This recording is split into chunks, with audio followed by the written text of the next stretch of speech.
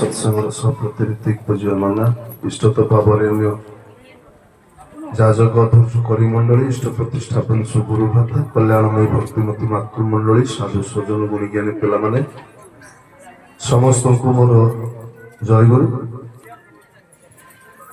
परमदाल श्री श्री ठाकुर श्री चरण समवेत भाव सत्संग मधुचक्र ये प्रभुंर गुणकीर्तन करार प्रति प्रत्येक सुजोग पाई यार उद्देश्य आपण मैंने समस्त अवगत जी कि आम समस्त आपणार थे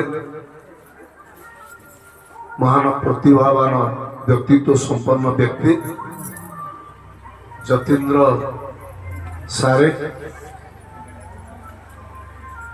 आज प्रथम श्राद्धवार्षिक यही उद्देश्य परिवार वर्ग दुई पुत्र इस सत्संग निवेदन कर आत्मार सदगति निमंते परम पिता श्रीचरण आम प्रति प्रत्येक 2 मिनिट नाम माध्यम प्रार्थना कले सुंदर भाव आमर प्रदीप भाई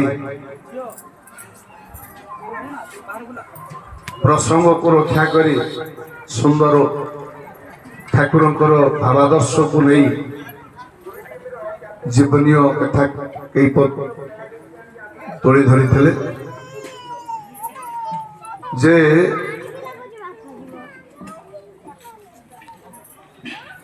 जावत जन्म तावत मरण कहते प्रदीप भाई मैं दोहर जातस्य ध्रुव मृत्यु आम प्रत्येक ये जिते उपस्थित अच्छा आम समस्ते मरिबा कारण संसार में केवल 2टा सत्य कोठा गाड़ी बाड़ी नुहे पद पदवी नुहे धन ऐश्वर्य बेक बालांस नुहे केवल सत्य होची 2टी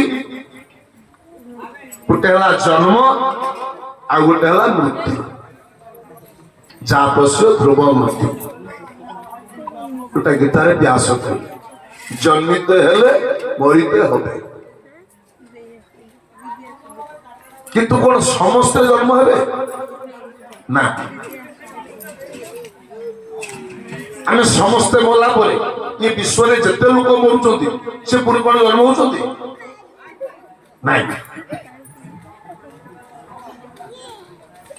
जो माने पुण्यात्मा जो माने सारा जीवन आध्यात्मिक चेतना भीतर दे इष्ट आदर्श ईश्वर पुरुषोत्तम भगवान को नहीं जीवन को बीतई थांती सेमानकर पुनर्जन्म न विद्यते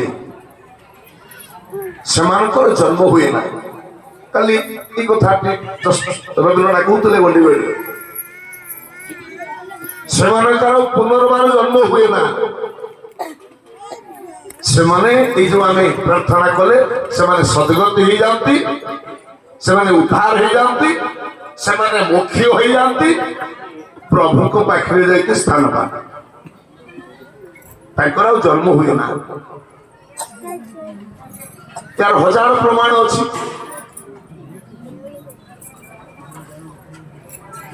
आपण मन सब जानी प्राय गुरु भाई मैंने जानी से केन्द्रापड़ार भाई जो काल वियोग हो किए राजगुरु ना आज्ञा राजकिशोर गुरु मृत्यु परिवार समेत गाँ परिवेश समस्ते भांगी पड़ती अरे दीक्षा नहीं सत्संग जाऊला राधे राधे करूला पुणी तार एमती मृत्यु कहीं है ठाकुर प्रति अन्य भाई और माँ मानकर दुर्बलता आसपरे से सुआर से सुआर से गाँव गोटे झील परिवार गाँव झील ଆଉ ସୁଆର ହେଲା ପରେ ସେ ଆସିକି ଏକ ପରିବାରରେ ତାଙ୍କ ଗାଁର ସବୁ ଗୁରୁ ଭାଇ ମାନଙ୍କୁ ମାଏ ମାନଙ୍କୁ ସେ କହୁଛି ଆରେ ତୁମେ ସବୁ ଏମିତି ଠାକୁରଙ୍କ ପ୍ରତି ତୁମର ଇଏ ଦୁର୍ବଳତା କାହିଁକି? ଆରେ ତୁମେ ପ୍ରାର୍ଥନା କାହିଁକି କରୁନା? ସତ୍ସଙ୍ଗ କାହିଁକି ଯାଉନା? ଇଷ୍ଟଭୂତି କାହିଁକି କରୁନା? ଆରେ ଆମେ ବର୍ତ୍ତମାନ ଠାକୁରଙ୍କ ପାଖରେ ଅଛୁ। ପଚାରିଲେ ଆଉ ସେଠି କିଏ ଅଛନ୍ତି? ନା ଠାକୁର ଅଛନ୍ତି, ସେଠି ବଡ ମା ଅଛନ୍ତି, ସେଠି ବଡଦା ଅଛନ୍ତି, ଆହୁରି ଅନେକ ଅଛନ୍ତି, ମୁଁ ତାକୁ ଚିହ୍ନି ନାହିଁ। କିନ୍ତୁ ମୋ କେନ୍ଦ୍ରାପଡ଼ା ଜିଲ୍ଲା ଓଡ଼ିଶାର ଯଦି ଏଇଭଳି କଥା କହିବି ହଜାରେ କହିବି। ମୁଁ ଅନ୍ୟ ଷ୍ଟେଟ ବିଶେଷ କରି ଅନ୍ୟ ଫରେନ କଣ୍ଟ୍ରି ମାନଙ୍କର ଠାକୁରଙ୍କର ଲୀଳା ମୁଁ କହିନି। ଏଇ ଆମ ଓଡ଼ିଶାର ଲୀଳା କହିଲେ ତ ଆଜ୍ଞା କେତେ। ତେଣୁ ସେ ଡାଇରେକ୍ଟ ମରିଛି, ପ୍ରଭୁ ପାଖରେ ଯାଇକି ପହଞ୍ଚି ସୁଆର ହେଇକି ଗୋଟେ ଗାଁର ଝିଅ ଉପରେ ସେ ଆସି କହୁଛି ତୁମେ ପ୍ରାର୍ଥନା କର, ରାନ୍ଧାଣ କର, ଇଷ୍ଟଭୂତି କର, ଠାକୁରଙ୍କୁ ନେଇକି ତୁମେ ଯେମିତି ଚାଲୁଥିବ ସେମିତି ଚାଲ, ଆମେ ବହୁ ଆନନ୍ଦରେ ଅଛୁ ପ୍ରଭୁଙ୍କ ପାଖରେ, ଠାକୁରଙ୍କ ପାଖରେ। ଆଉ ଆମର ଡୁଙ୍ଗୁରା ତୁଳିଆ ଆଉ ଟିକେ ପାଖକୁ ପଳେଇ ଶୁଣ। ଅନନ୍ତ ଭାଇ ଯେ ଆମ ସମସ୍ତଙ୍କର ଆପଣାର ଥିଲେ, ଏତେ ଇଷ୍ଟପ୍ରାଣ ବ୍ୟକ୍ତି ଥିଲେ, ଇଷ୍ଟ କର୍ମରେ ଯେକୌଣସି ମୁହୂର୍ତ୍ତରେ ତାଙ୍କ ପାଖରେ ପହଞ୍ଚିଲେ ତାଙ୍କ ପାଖରେ କୌଣସି କର୍ମୀ ଗୁରୁ ଭାଇ ନେଗେଟିଭ ଦେଖୁନଥିଲେ। ଅନନ୍ତ ବେହେରା ତେନ୍ତୁଳିଆ ଏବେ ତାଙ୍କର ମୃତ୍ୟୁ ହେଲା। ଆମର ଯୋଉ ଭାବନା ଥିଲା ପରିବାର ଲୋକ କେମିତି ଚାଲିବେ, କେମିତି କାମ କରିବେ, ଏ ପ୍ରକାର ମୃତ୍ୟୁ ଭାରି ଭୟ ଆସୁଥିଲା ମନରେ। ମୋ ନିଜ କଥା ମୁଁ କହୁଛି, ଭାରି ଭୟ ଆସୁଥିଲା। କିନ୍ତୁ ତାପରେ ସେ ତାଙ୍କର ଝିଅ ପରିଷ୍କାର ହେଲେ। ଆପଣ ଜାଣିଛନ୍ତି ତ ମହିଷନାଗ ଗାଁ କଥା କହୁଛି, ସୁଆର ହେଇଛନ୍ତି। ଆମର କୁନିଆ ଭାଇ ଆପଣ ଜାଣିଛନ୍ତି, ଯାଇକି ତାକୁ କହୁଛନ୍ତି ଆରେ ପ୍ରାର୍ଥନା କର, ଏମିତି କର, ଭଲ ଭଲ ସତ୍ସଙ୍ଗ କର, ସବୁ ଭାଇ ମାନଙ୍କୁ ଡାକ, କାହାକୁ କାହାକୁ ଡାକିବ ସେ କଥା ବି ସେ କହୁଛି। ପୁଣି ସତ୍ସଙ୍ଗ ଦିନ ପୁଣି ସେ ସତ୍ସଙ୍ଗ ଆରମ୍ଭରୁ ସେ ପୁଣି ସୁଆର ହେଇକି ସେମିତି ବସୁଛନ୍ତି। ସତ୍ସଙ୍ଗ ଓଭର ପରେ ପୁଣି ସେ ଉଠିକି ଯାଇଛନ୍ତି, ମୋ ଆଖିରେ ମୁଁ ଦେଖିଛି। ଆଉ ଗୋଟେ କଥା, କାହିଁକି ମାନେ ଶ୍ରାଦ୍ଧ କର୍ମରେ ବାପା ମା ମରିଗଲା ପରେ ଶ୍ରାଦ୍ଧ କର୍ମରେ ଆମେ ସତ୍ସଙ୍ଗ କରିବା କାହିଁକି? ଏଇଟା ହଉଛି ମୋର ପ୍ରସଙ୍ଗ। ଶ୍ରାଦ୍ଧାଦି କର୍ମରେ ସତ୍ସଙ୍ଗ ଏକାନ୍ତ ପରିହାର୍ଯ୍ୟ। କାହିଁକି? ଆମ ପଞ୍ଚାୟତ ଥିଲା, ଏଇଟା ଏବେ ମହତପୁର ପଞ୍ଚାୟତ ହେଇଗଲା। ରବୀନ୍ଦ୍ରନାଥ ଅନେକ ରାତି ତାଙ୍କ ଘରେ ରାତ୍ରି ଯାପନ କରୁଛନ୍ତି, ମୁଁ ବି ତାଙ୍କ ସାଙ୍ଗରେ ଅନେକ ରାତ୍ରି ଯାପନ କରିଛି।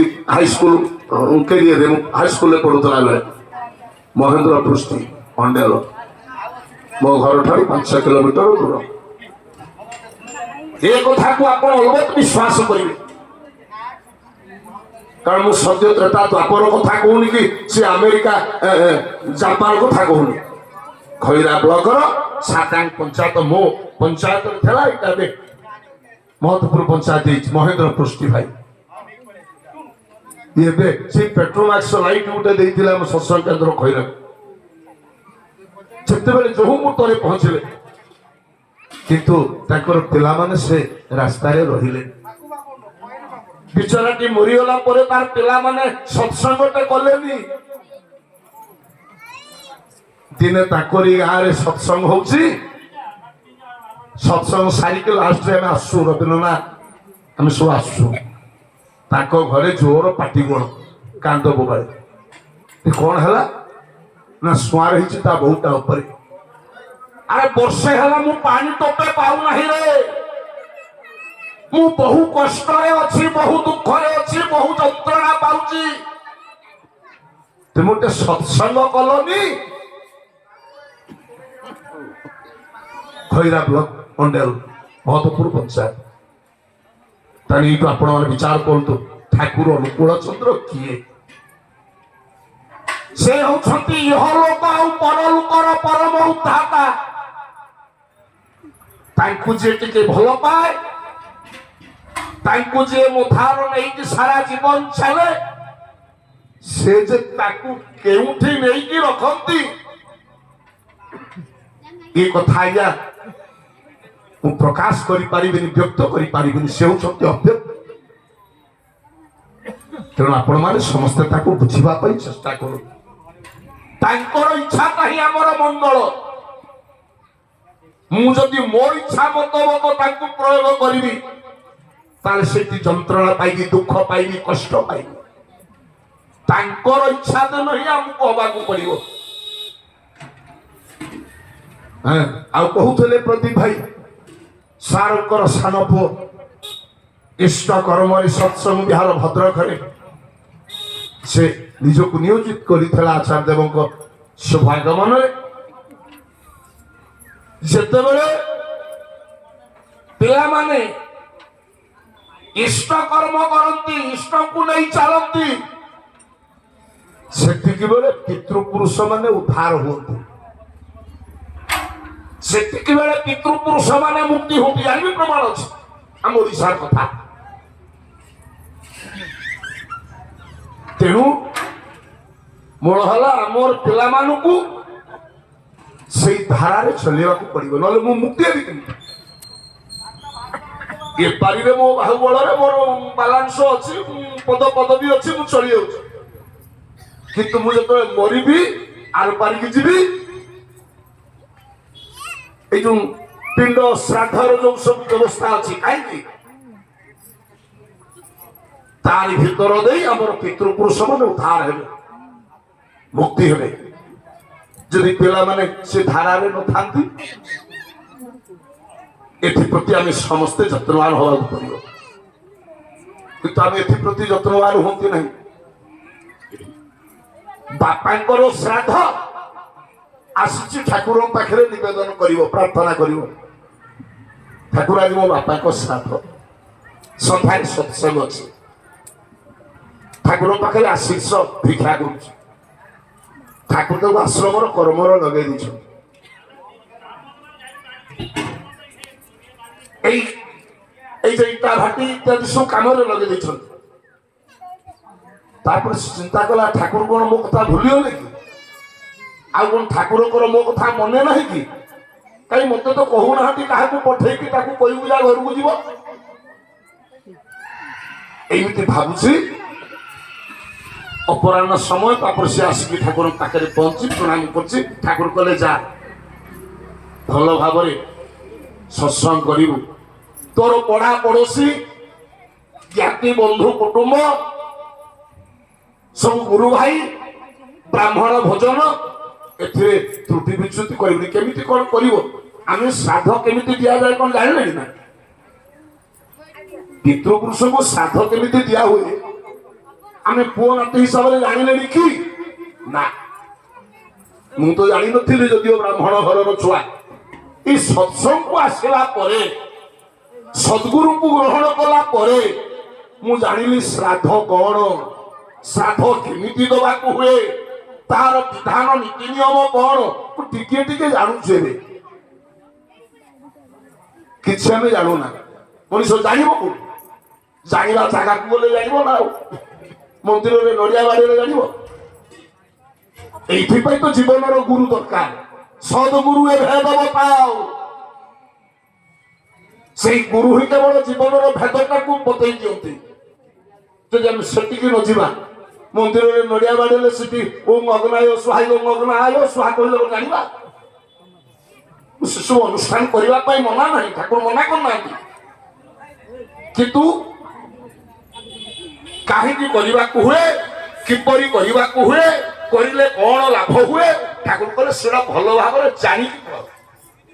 ଆମେ ତ କିଛି ଜାଣୁନା, ଖାଲି ଅଧାରିଆ ବାଡି ବୋଲିଛେ। ତେଣୁ ଯାହା ଫଳ ଆମେ ପାଉଛେ,